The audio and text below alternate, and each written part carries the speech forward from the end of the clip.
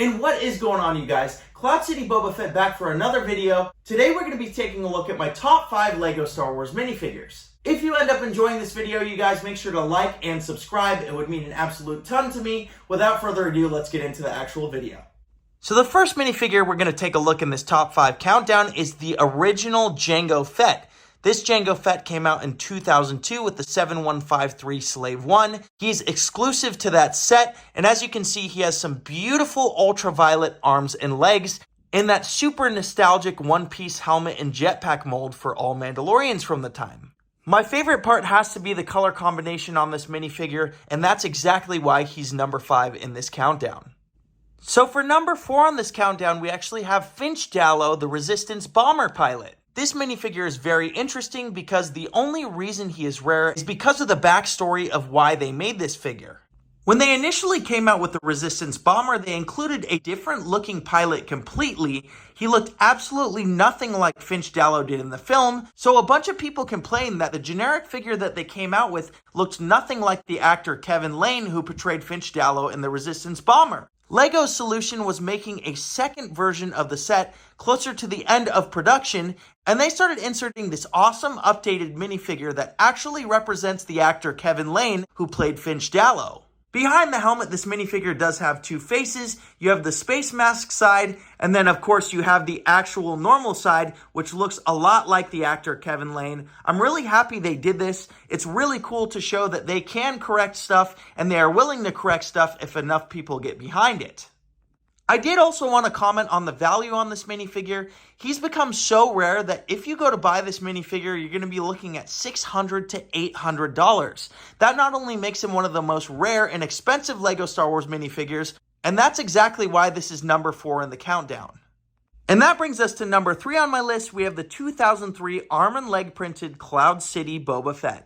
Now, I know what you guys are thinking, why isn't this number 1 for me? I have 2 other figures that beat this figure. I have this as number 3. He does have leg and arm printing, which was the first time that Lego did arm and leg printing on a minifigure, especially a Lego Star Wars minifigure, so the history behind this figure is incredible.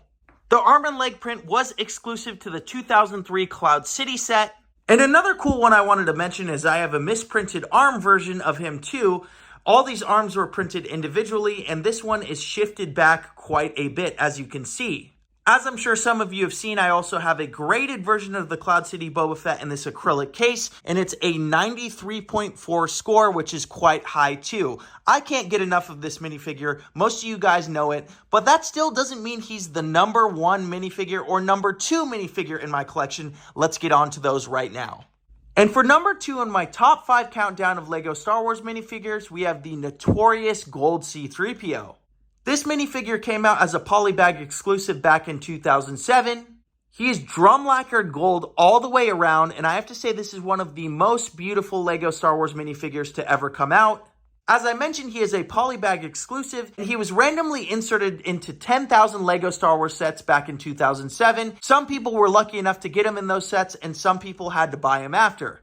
That hits the number 2 mark on this list, you guys. I absolutely love this minifigure. I recently acquired this one, and I am actually on my second one so far. I'm so grateful to have this minifigure in my collection. There's only 10,000 of them. And that brings us to the number 1 slot in today's countdown. I have quite a special figure here. This is the 2010 New York Toy Fair exclusive 1 of 150 keychain white Boba Fett.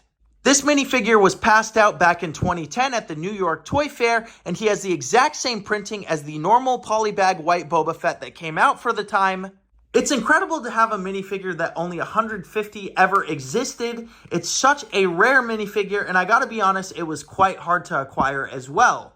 Even when comparing quantities to the Chrome C-3PO, there was only 10,000 of the Chrome C-3PO. It's crazy that there was only 150 of these keychain Boba Fetts in existence. And that is exactly why this figure takes number 1 slot in today's countdown. I absolutely adore this minifigure.